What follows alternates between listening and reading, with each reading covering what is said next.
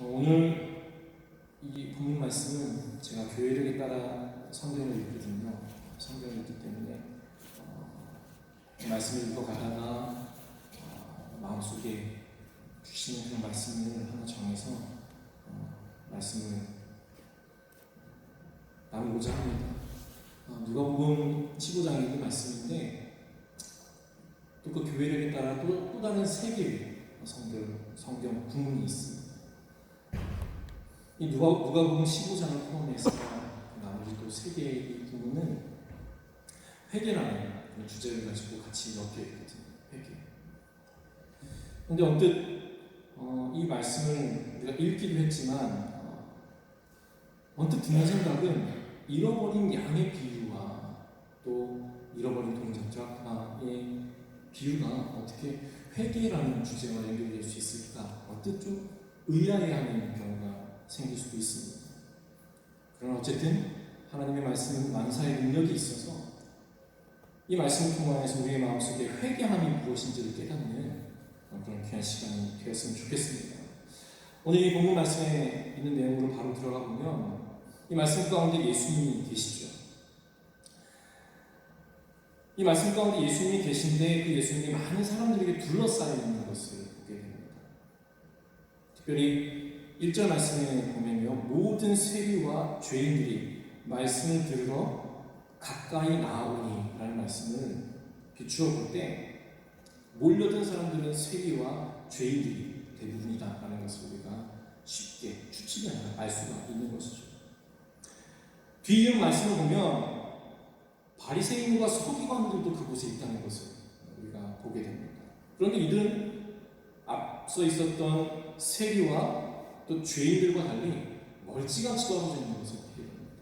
멀찍이 떨어져 있어서 이 광경을 바라보고 저들끼리 얘기하고 있는 거죠. 그런데 이 말씀을 읽어 내려가다 보면 세리와 죄인들의 표정, 또 그들의 마음과 바리새인과 서기관들의 마음, 또 그들의 표정은 굉장히 차이가 나는 것을 보게 됩니다. 2절 하반절에 있는 말씀을 보면 바리새인과 서기관들이 예수님과 모여있는 무리들을 향하여 이렇게 포인트하면서 얘기를 하는 거죠. 이 사람이, 즉 예수가 죄인들을 영접하고 그들을 환대하고 것이죠. 환대하고 음식을 같이 먹는다 하더라 라고 이야기하고 있습니다. 간단히 직책을 좀 얘기했으면 좋겠는데요. 서기관, 율법학자, 바리새인, 사두개인 많은 직책을 다루는 명칭들이 있는데요. 서기관들은 그 직책만 들어도 뭔가 쓰는 그런 위치에 있는 사람들이라는 것을 쉽게 우리가 추측할 수 있습니다. 그러니까 옛날에는 구약시대 때에는 공적인 자료들을 기록하고 썼던 사람들이죠. 그런데 포로기 이후에 이스라엘 백성들이 다 흩어졌어요. 근데 흩어진 그들을 신앙적으로 붙들어주는 공간이 회당이었어요. 회당. 그 회당을 중심으로 야훼에 대한 신앙이 이어져 내려갔던 것이죠.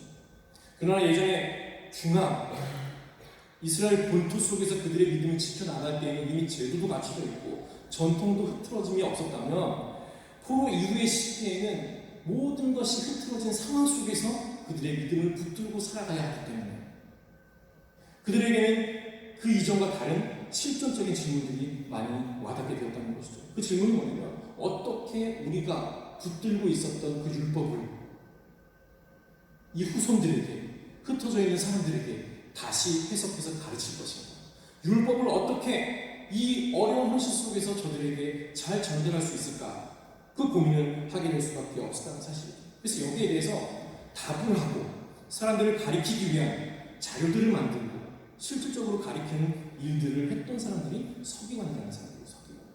그래서 이 사람들은 구체적으로 안식일에 걸을 수 있는 거리는 2km이고 또 정결 예식에 참여할 때 그 손을 씻는 범위가 팔꿈치까지 이렇게 굉장히 디테일한 내용까지 정리하면서 어떻게 율법을 지킬 것인지에 대해서 고민하고 애쓰고 기록을 남겼던 사람들이었다는 것이죠. 그러니까 이들은 율법에 정통한 사람들이었다는 사실입니다. 또 오늘 본문 말씀에 바리새인이 나오죠. 바리새인. 제가 청년부에게 바리새인이라는 문구를 읽으면 엄친아를 떠올리라고 얘기를 합니다. 엄친아, 엄마 친구 아들 해서 굉장히 교육도 잘 받고 또 집안 출신 배경도 좋고 또 사람들에게 굉장히 열정적이고 또 굉장히 책임감 있는 사람들로 비추이는 그런 부류들을 얘기하는데요. 바리새인은 그 뜻 자체가, 이름 뜻 자체가 구별되다, 분리되다라는 뜻을 가지고 있습니다. 그런데 이 예수님 당시에 또 그 직전 한 50년 전으로 거슬러 올라갔을 때 당시 제사장들이 굉장히 부패해 있었죠. 그래서 일반 민중들은 이 종교 지도자들에 대한 불신들이 쌓여 있었던 상황이었습니다. 근데 그런 상황 가운데 그들의 삶을 철저히 갈고 닦으면서 하나님의 율법을 쫓아 살아가기 위하여 애쓰는 젊은이 그룹이 있었는데 그들이 바로 바리새인들이었다는 사실이죠. 이들은 출신 배경도 좋았습니다. 그들은 실질적으로 말한 대로 행하는 것에 애썼던 사람들이죠. 율법이 선포되었으면 그 율법을 철저하게 맹렬하게 목숨을 걸고 지키려고 노력했던 사람들이 바리새인이었다는 사실입니다. 니고데모가 바리새인이었고요. 바울도 바리새인이었습니다. 세리가 등장하죠. 세리는 설명이 간단해요. 유대인으로서 로마 사람들이 해야 되는 세금 걷는 일들을 대신했던 사람이죠. 그 안에 부패가 많았기 때문에 유대 백성들에게도 굉장히 부정적인 인식을 많이 심겨주었고 또 로마 사람들에게도 결코 그들과 합쳐질 수 없는 근본적으로 다른 존재였기 때문에 그들과 절대 섞일 수 없는 그런 위치에 있었던 사람이죠. 아무도 환영하는 사람들이 없는, 환영하는 데가 없는 것이 바로 세리들이었습니다. 죄인들. 이것은 우리가 행함으로써 짓는 죄, 그 죄를 가진 사람들이 얘기하는 게 아니에요. 주로 예수님이 말씀하시는 죄인들, 예수님이 죄인들이라고 얘기한 건 아니죠. 주변 사람들이 죄인이라고 일컫는 것은 율법을 지키지 않는 사람들을 죄인이라고 얘기했습니다. 예수님이 이야기하는 죄인과 또 주변의 유대 백성들이 이야기하는 죄인의 개념은 전혀 달랐다는 사실입니다. 이 복음서에 세리와 죄인, 또 세리와 창녀, 또 그와 대조적으로 바리새인과 서기관, 혹은 율법 교사, 이 둘 사이에 긴장 관계가 계속 발견되는데 이 둘을 예리하게 가르는 기준이 율법이었다는 사실입니다. 율법을 잘 지키느냐, 지키지 않느냐라는 것이었죠. 이것을 우리가 머릿속에 담아두고 이 말씀을 다시 한번 읽어 내려가 보면 2절 하반절에 이 바리새인의 반응을 조금 이해할 수가 있습니다. 바리새인들이 세리와 또 죄인들이 있는 곳에서 예수님이 함께 밥을 먹으면서 식사를 하면서 즐거워하고 있는 모습을 보았을 때 그들에게는 율법을 지키지 않은 죄인들, 그와 함께하고 있는 예수조차도 죄인으로 보였다는 사실입니다. 절대 같이 할 수 없는 부류들과 어울리는 예수를 보니 소문에 듣지 않으니 하나님의 아들이라고 이야기하는 것이 가당치도 않은 것이죠. 그렇게 불퉁거리면서 가까이 다가오지 않는 그들을 보면서 말씀을 보면 예수님께서는 이리 가까이 오라고 말씀하고 계십니다. 그리고 이 기쁨의 자리에 나와서 같이 기쁘해 주라라고 이야기하고 계시는 것이죠. 그러나 끝까지 이 바리새인과 서기관들은 꿈쩍도 하지 않고 있습니다. 이런 상황 가운데에서 예수님이 그 바리새인과 서기관들을 향해서 하신 말씀이 잃어버린 양의 비유와 잃어버린 드라크마의 비유라는 사실이죠.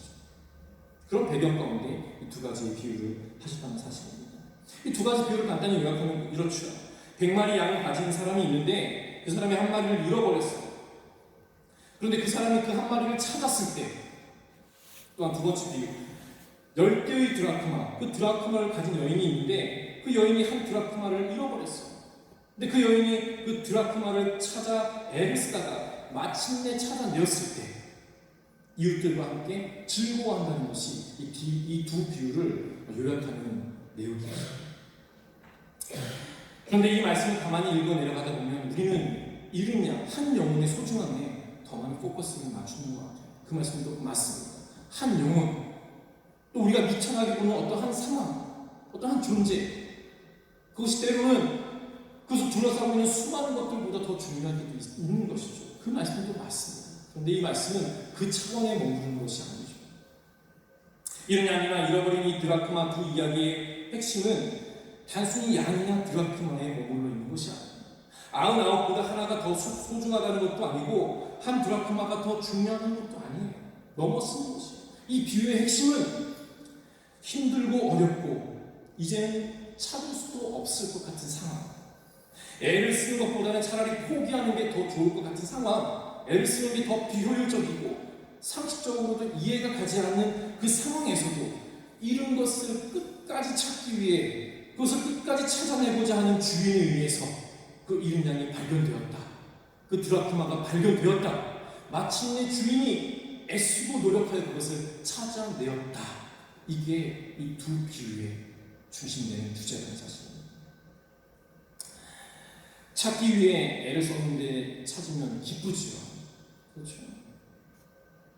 그런데 가만히 생각해보면 내가 찾기 위해 애쓰다가 시간도 투자하고 때로는 잃어버린 것보다 더 많은 물질을 투자하는 경우도 있어요. 그런데 그 수고하던 고통과 아픔은 그것을 찾는 순간 다 감당할 수 있는 것으로 바뀌는 것을 우리가 수없이 경험합니다.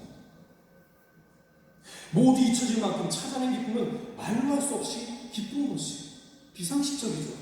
그럼 우리는 그 비상식을 지금도 경험하고 있다는 사실입니다. 저는 고향이 마산입니다. 저는 우리 목사님 고향이 포항이라고 얘기하면서 동질감을 많이 느끼는데 그 이유 중에 하나는 뭐냐면 사투리를 별로 안 쓰죠. 제가 어렸을 적에 기억에 남는 장면들이 있는데 그게 뭐냐면 동네에서 이제 장이 설 때 저희 어머니는 꼭 저를 붙들고 그 장으로 저를 끌고 가십니다. 저는 가고 싶지 않았던 것이죠. 근데 막상 그 장을 따라 나서면 저에게 참 기쁜 일들이 많았어요. 물건을 사는 재미도 있고 또 얻어먹는 재미도 있고 또 장에 가면 반가운 사람도 만나요. 제가 아는 분들을 만나지 못하지만 저희 어머니가 아는 사람들을 많이 만나줘요. 그럴 때마다 제 손에 100원씩 500원씩 쥐어주는 게 저에게는 굉장히 큰 기쁨이었어요. 그렇게 매번 장에 갈 때마다 좋은 기억을 가지고 장을 돌아다녔던 기억이 있어요. 그런데 어느 날 평상시와 같이 어머니와 함께 이렇게 그 복잡한 장을 돌아다녔는데 이제 그 장 다 마치고 집으로 가야 되는 때가 됐습니다. 버스를 타고 왔다 갔다 했는데 그 복잡하고 어지러운 중에 이제 장을 다 마치고 버스를 타기 위해 줄을 섰어요. 그런데 그 차가 막차이다 보니까 사람들이 마지막에 막 몰리게 된 거죠. 그래도 평상시와 똑같은 상황이었으니까 아무런 생각 없이 저는 잡고 있던 엄마의 손을 잡고 버스에 올라탔어요. 대화도 했습니다. 대화도 했어요. 버스에 부르릉 떠났습니다. 근데 그 순간 제가 잡고 있던 그 손의 주인이 엄마가 아니다라는 것을 깨닫게 되는 거죠. 안내양의 손을 붙잡고 있더라고요. 저도 나이가 어리진 않습니다. 저 안내양 기억하거든요. 안내양의 손을 붙잡고 있었던 거죠. 순간 활짝 놀랐어요. 당연히 엄마라고 소리치고 바깥으로 내다봤더니 저희 엄마가 버스 밖에서 떠난 버스를 쫓아 뛰어오면서 에이라 부르면서 거의 울부짖듯이 뛰어오는 장면들을 아직도 기억하고 있습니다. 결혼은 어땠을까요? 저를 잃어버렸을까요? 잃어버리지 않았죠. 당연히. 엄마가 이제 울부짖고 제가 울부짖으니까 당연히 버스를 세우고 저를 내리게 해서 엄마를 만나게 했습니다.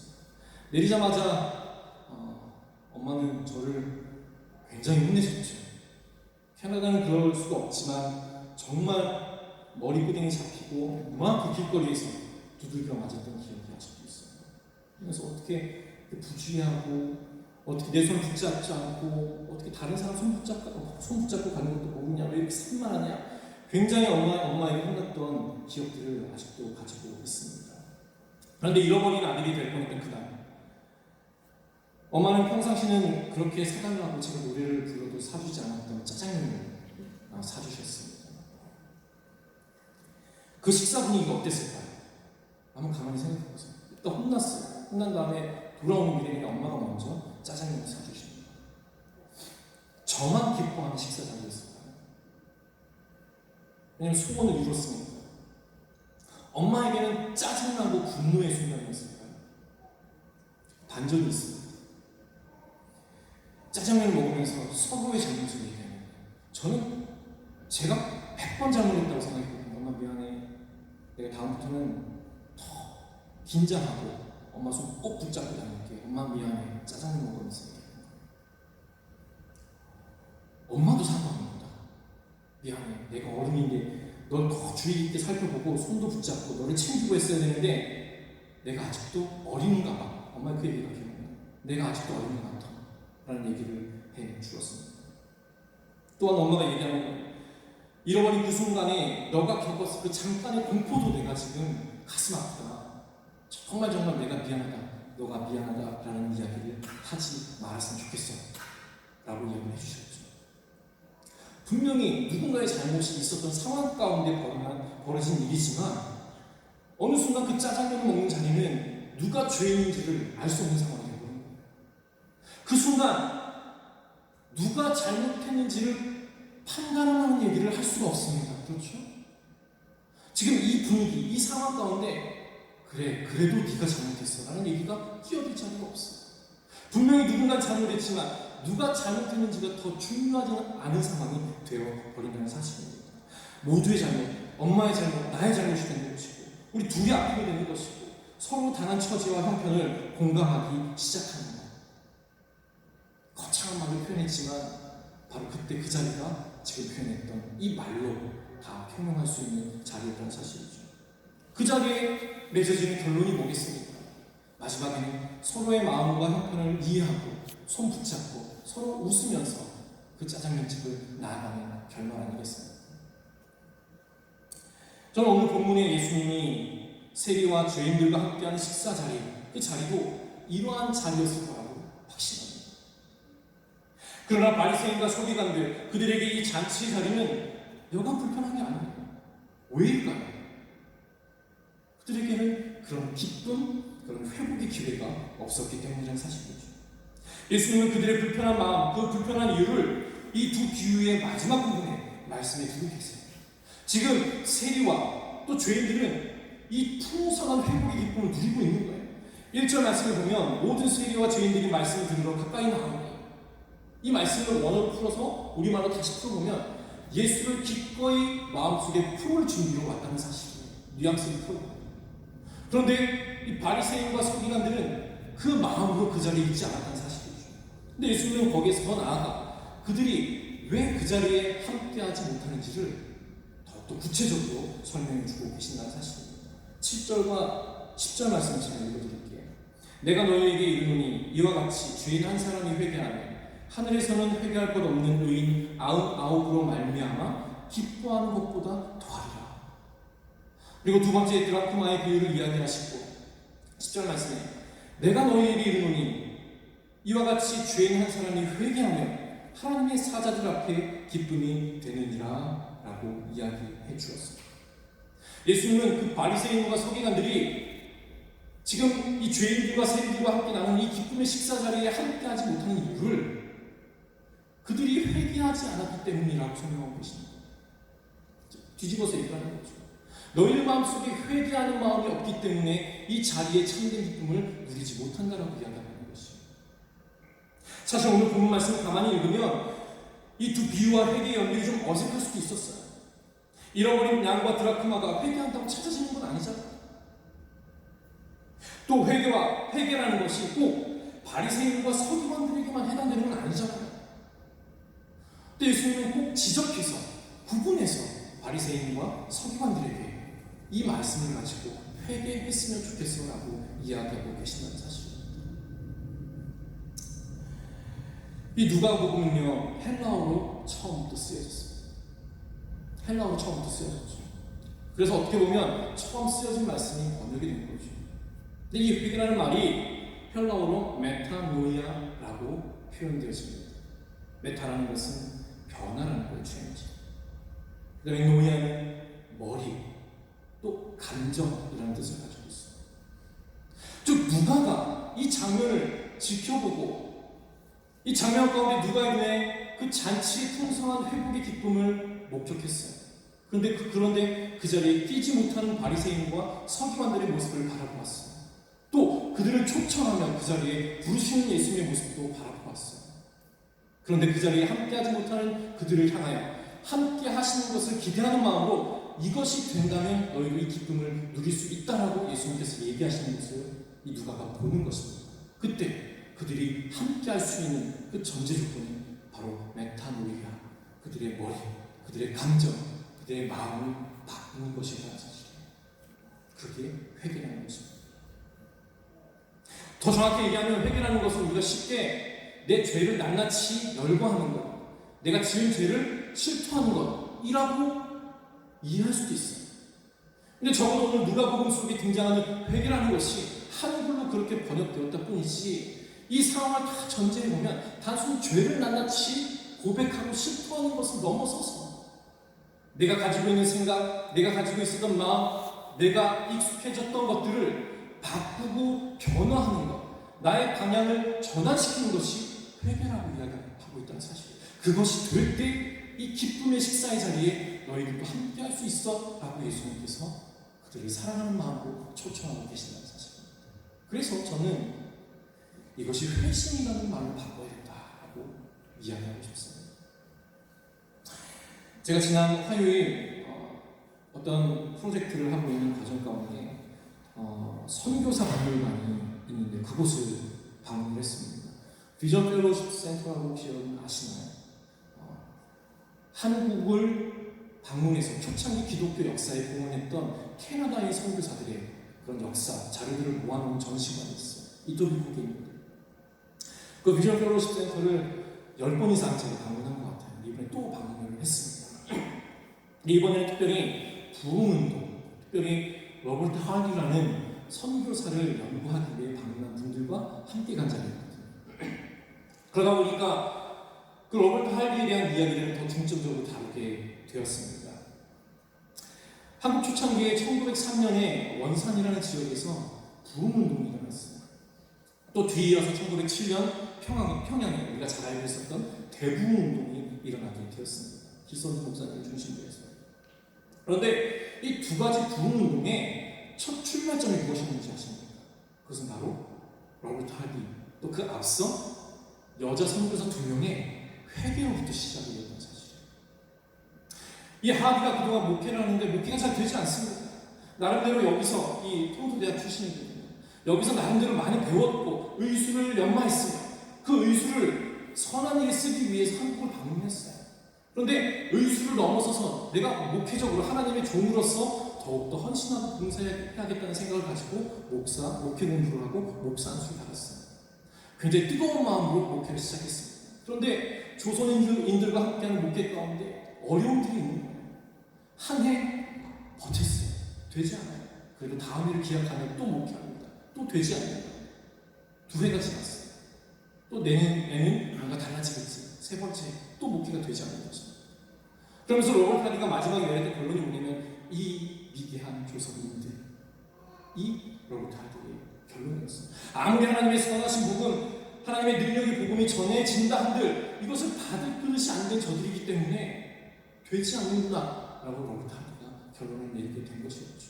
근데 그 순간 앞서 말했던 여자 2명의 선교사가 철저하게 높은 자의 시선으로 조선 사람들을 차별하여 바라보았던 그들의 부족함, 그들의 처절함을 회개하며 하나님 앞에 엎드리는 것을 보고 이 로버트 할리도 자기의 어떤 교만하고 잘못된 마음을 발견하고 회개하기 시작했습니다.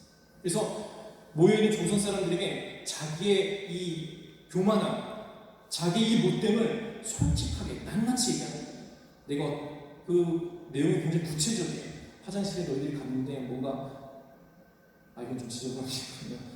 지나가다가 침을 뱉고 첩을 여러 명 두고 또 너희들이 담배를 피고 또 음주막 가물을 즐기는 것을 볼 때 내가 겉으로는 환대하고 환영하는 것처럼 너희들에게 표현했지만 사실은 그 마음 한구석에 저들이 철저하게 바뀌지 않으면 안 될 썩어빠진 인간들이라고 내가 생각했다 라고 교인들에게 얘기하는 거예요. 그런데 그것을 듣고 조선인 교인들이 하나둘씩 마음속에 감동을 가지게 됩니다. 이것이 부흥운동의 첫 출발점이었다는 사실이에요. 회개라는 것이죠. 회개. 그런데 제가 마음속에 큰 충격을 받았던 건 뭐냐면 단순히 회개라는 것이 내가 지은 죄를 토하는 것, 열거하는 것이라고 생각했고 로버트 할리가 그렇게 했기 때문에 변화가 있었다고 생각했어요. 그런데 그 차원을 뛰어넘는 이야기들을 그 비전 펠로우십 센터 마지막 코너에 로버트 할리의 증언을 통해서 발견하게 되었습니다. 영어로 쭉 써놨어요. 그것을 제가 저의 표현으로 바꿔서 가져왔습니다. 한번 들어보세요. 그 비전 펠로십 센터 그 마지막 섹션에 이 로버트 하디가 자기의 회개의 순간을 다시 한번 정리하는 거예요. 저는 단지 죄를 뉘우치고 자백하는 것이 회개라고 생각했습니다. 그러기에 저의 눈에 조선은 뉘우치지 않는 이들로 인해 무너져 있는 미개한 국가, 그리고 그곳의 국민, 그 이상도 그 이하도 아니었습니다. 내 눈에는 너무 더러운 것들, 음주, 가문, 첩, 신분, 차별, 하나도 선한 것이 없습니다. 그러나 성경이 이야기하는 회개는 그런 것을 낱낱이 고백하며 하나님께 죄를 용서함 받기를 구하는 그 차원이 아님을 깨닫게 됩니다. 성령님께서 나의 이중적인 모습을 밝게 조명해 주시는 순간 여전히 오만하고 죄 많고 판단하고 정죄하는 나를 보게 되고 그 추하고 더러움이 있는 조선인들의 그것과 하나 다를 바 없는 수치임을 깨닫게 됩니다. 그 어느 것 하나 나을 것 없는 죄인이 바로 나 자신임을 깨닫게 되는 순간 다른 이의 들보와 티가 아니라 나의 죄, 나의 부족함을 고백할 수밖에 없었고 모든 것을 솔직히 자백하는 그 부끄러운 고백은 용서든 형벌이든 사랑하는 주님 앞에 모든 것을 맡기고자 하는 부드러워진 마음으로 나아가게 합니다. 그러기에 진심으로 회개하는 이들은 두려울 것이 없습니다. 이미 과거의 자아는 죽었고 새로운 생명으로 살아가기 때문입니다. 그러기에 우리가 주를 만나 이렇게 산다는 것이 어찌하면 기쁠까요? 그러기에 나는 이것을 거듭남이라고 표현하고 싶습니다. 라고 정리했습니다. 로버트 하디는 성령님께서 자기를 조명해 주시는 순간 내가 지은 죄를 고백하는 행동을 통하여 내 마음속에 응어리진 부분을 풀어야겠다라고 생각하지 않고 그 부족하고 오만한 나를 발견하고 이 부족하고 오만하고 더러운 나를 품어주신 주님을 통하여 그가 새로워질 수밖에 없다는 것을 결단하고 헌신하게 되었다는 사실입니다. 나의 죄, 나의 부족함을 바라보는 것, 그것이 회개의 출발이고 마지막이었다는 사실이에요. 그 상황 가운데 그냥 자연스럽게 나오는 게 바로 우리가 얘기하는 죄의 실토, 회개의 의미라는 사실입니다. 그래서 이 로버트 하디가 사도 바울의 표현을 보면서 이게 바로 거듭남입니다. 내가 하나님께 붙들려져 있고 하나님이 나를 이렇게 품어주셨다는 것을 깨닫는 그 순간 내가 거듭납니다. 그 순간 내가 내 죄를 실토할 수 있구나. 회개의 진정한 의미를 이 하디는 깨닫게 되었다는 사실이죠. 그럼 그에게 두려울 것이 무엇이 있었겠습니까? 그 뒤로 그의 목회는 폭발적인 부흥이 있게 되었습니다. 이 말씀에 공감하면 우리는 회개를 이렇게 정의 내려야 할 것 같습니다. 회개라는 것은 내가 종교적으로 거룩해지고 바리새인과 서기관들처럼 습관을 바꾸고 죄를 떨쳐내기 위해서 애쓰고 수고하여서 무언가를 이루어내고 만들어내야 되는 차원의 것이 아닙니다. 그것을 넘어서서 내가 포기하지 않고 이렇게 부족한 나를 포기하지 않고 끝까지 찾으시는 주님, 그 주님에 의해서 내가 발견되어졌구나. 그 주님에 의해서 내가 가치 있는 존재로 여겨지는구나. 바로 이것을 나의 믿음, 나의 삶으로 받아들이는 것. 이게 바로 회개라는 사실이죠. 내가 바로 하나님이 그렇게 찾으려고 애쓰셨던 바로 그 사람임을 깨닫는 것. 이게 회개의 진정한 의미라는 사실입니다. 그러기에 감사하고 감격하는 것이 반드시 동반될 수밖에 없는 것이죠. 율법을 연구했던 사람들처럼 내가 죄를 토하는 것을 통해서 그 죄의 문제를 해결받는다라고 생각하면 내 마음은 무거워질 수밖에 없어요. 계속 내 죄를 내뱉음을 통해서 나의 부족함만 더 커지기 때문에, 더 확인하기 때문에. 그런데 그럼에도 불구하고 나를 품어주셨던 그 하나님, 또 십자가의 사랑을 통하여 그것을 먼저 보여주셨던 예수님을 내 마음속에 받아들이는 그 순간, 내가 그분을 통하여 발견되어졌다, 그분에 의하여 품어졌다라는 것을 깨닫는 순간 나는 저절로 그 예수님의 품어짐에 품겨져 그 예수님의 웃음에 보답하며 살아갈 수밖에 없다. 그러기에 내 마음을 돌이키고 그 웃음에 응답하며 살아가는 그 기쁨의 축제, 그 식사의 자리를 나도 아무런 거리낌 없이 참여할 수 있다는 것. 이게 바로 예수님, 또 하나님의 계획을 통하여 우리를 변화시켜 가시는 회개의 놀라운 신비라는 사실입니다. 본 말씀의 그 식사의 자리에 사람들의 표정은 어땠을까요? 서로의 죄를 고백하는 것을 통해서 모여진 자리였다면, 그래, 네가 이렇게 죄를 고백했지, 내가 용서해 줬으니 이제 우리의 관계는 해결됐어. 이런 관계로 모여진 자리라면 내 죄의 문제를 해결할 수 없기 때문에 하나를 고백해도 남아있는 10가지, 100가지가 있는 우리이기 때문에 그 자리는 결코 기쁨의 식사의 자리가 될 수 없었을 것입니다. 그러나 죄 하나하나를 이야기하는 율법적인 접근이 아니라 그럼에도 불구하고 나를 찾으시는구나, 그리고 찾는 그것만으로, 나를 품어주시는 것만으로 주님이 저렇게 기뻐하시는구나 라는 주님의 사랑, 하나님의 은혜를 깨닫는 순간 이제 더 이상 내가 지은 죄, 우리의 시선은 그것으로부터 모든 것을 품는 하나님의 사랑으로 우리의 시선이 옮겨질 수 있다는 사실입니다. 99개 중에 한 개일 뿐, 또 10가지 그 동전 중에 하나일 뿐이라고, 그까짓 것이라고 말하는 사람은 이런 자들을 발견해내어서 기뻐하시는 주님의 기쁨을 결코 맛볼 수가 없습니다. 찾는 사람이 찾으신 이가 그토록 기뻐하시는 그 가치, 그 기쁨을 결코 공유할 수가 없습니다. 주님의 은혜를 맛보며 사는 것을 또 주님이 없이 살아가는 그 세상의 것으로 바꾸고 소유하고 이루는 일들에 내몰려 살아가는 그들에게 하나님의 은혜나 그분의 찾아내시는 기쁨은 어느새 그까짓 것이 되어버릴 수밖에 없는 것이죠. 이러한 마음으로는 우리 결코 회개할 수 없습니다. 그러나 오늘 본문의 주님은 그까짓 것이라고 말하는 이 세상을 가로지르면서 반드시 우리를 찾아내시고 건져내는 분이심을 우리는 눈으로 확인할 수가 있습니다. 그분의 부드럽고 넓은 품에 먼저 안길 수 있는 저와 여러분에게 주님의 이름으로 축원합니다. 그 예수님은 여러분이 그저 품어지는 것만으로 우리가 지었던 과거 그 이상의 것들을 예수님은 우리의 마음 가운데 품게 하십니다. 우리의 마음을 돌이켜 하나님의 사랑을 깨닫게 하는 것이 그분의 우선순위이지, 우리의 죄를 낱낱이 드러내어 우리를 마치 지우개 지우듯이 깨끗이 지워내는 것이 그분의 사역의 우선순위가 아니라는 사실을 기억할 수 있는 저와 여러분에게 주님으로 부탁을 드립니다. 우리에게는 그까짓 것이지만, 우리의 작은 노력이 하찮은 것이지만 가만히 살펴보면 그것을 위하여 모든 것을 내어놓고 헌신하며 찾아내기 위해 애쓰시는 그 주님에게는 모든 것이 된다는 사실을 오늘 말씀을 통하여 깨닫는 저와 여러분들에게 간절히 부탁을 드립니다. 말씀을 마무리 지으며 이런 기쁨의 식사의 자리에 그 기쁨의 감격을 경험했던 사람들과 함께 예수님이 하셨던 것들이 있습니다. 그것은 무엇이냐면 벗과 이웃들을 불러 모으고 그 잔치의 자리를 같이 즐거워했다는 사실입니다. 당연히 거듭나면, 당연히 주의 사랑을 깨달으면 우리는 벗과 이웃을 향하여 나아갈 수 있는 용기를 가질 수밖에 없습니다. 왜? 나도 이렇게 품어주셨으니 내가 부족해도 저들에게 갈 수 있구나 라는 마음속에 담대함을 가질 수 있기 때문이죠. 내가 율법적으로 붙들려 있다면, 내가 자격도 없는데 저에게 얘기할 수 있는, 나는 아무런 근거도 없어, 나는 그런 자격도 없어라고 이야기할 수밖에 없다는 사실이죠.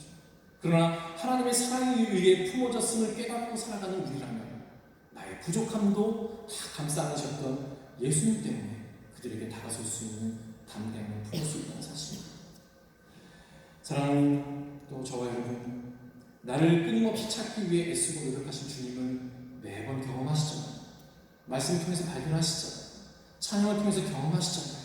이제 우리를 초청하시는 그 하나님의 부르심에, 예수님의 부르심에 응답하며 그대로 우리를 포기하고 순복하며 나아갈 수 있는 용기와 결단을 가질 수 있는 저와 여러분들이 부탁을 드립니다. 또 그것을 마음속에 품고 다가설 수 있는 그 담대함에 주저함이 없는 저와 여러분들에게 주님의 이름으로 부탁을 드립니다. 다 같이 기도하시겠습니다.